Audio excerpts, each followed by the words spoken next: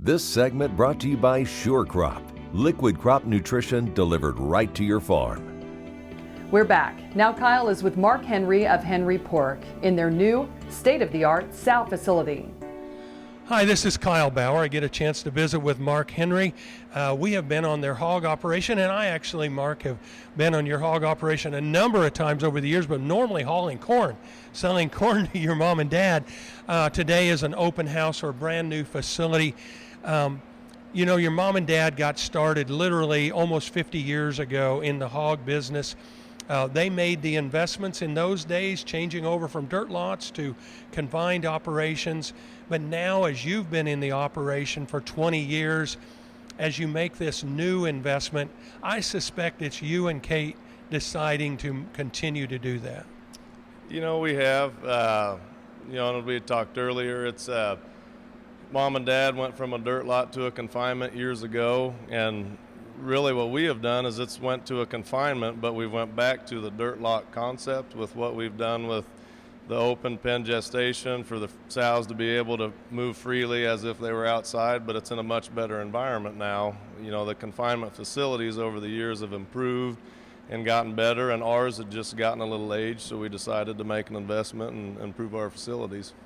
Well, if you've been in the business 20 years, people can kind of guess your age. And everybody understands these facilities are a large investment. But what are the things that you think about when you make that decision to make that large of an investment?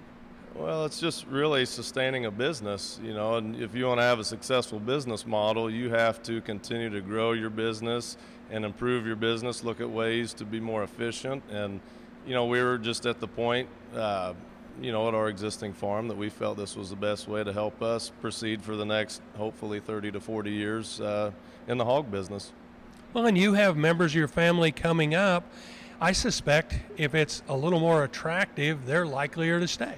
That's exactly right. You know, and the hope with this is too, with a little more technology and whatnot, that it'll interest a lot more people. You know, hopefully my kids, but it'll interest other local people that, you know, everybody pictures a hog farm and they think of dirt lots and pigs wallowing in the mud, but it's not the picture that, you know, is really what raising hogs is today.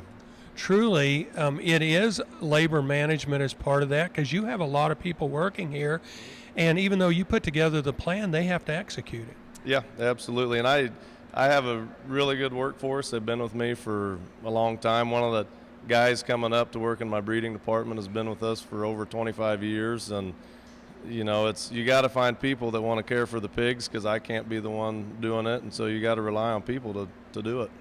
You know, you mentioned care for the pigs, and I've talked to a lot of people here today.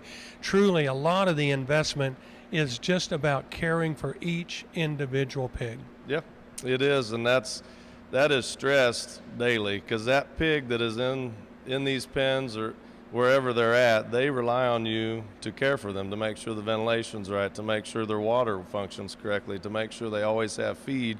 So it's no different than having a child. You know, whether you have one child or 10,000 children, you have to care over every single animal.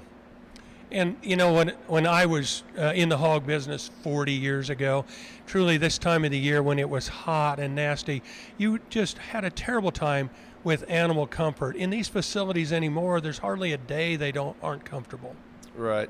So with our gestation barns, we have basically they're swamp coolers, but when it's 100 degrees out and humid, the temperatures in there will stay around 80 degrees and there'll be a dry environment. So it makes the comfort of the pigs, you know, it's going to be a little bit warmer, but you can maintain that and they'll be comfortable, as opposed to being outside and having to be in the sun. And the employees as well. Absolutely. You keep your employees happy, they'll do a lot better job for you. We're visiting to Marc Henry, Henry Pork in southern Clay County, Kansas. This is Kyle Bauer reporting. Thanks, Kyle. When we come back, Dan Loy from Iowa State talks about what breeding traits have a direct impact on marbling.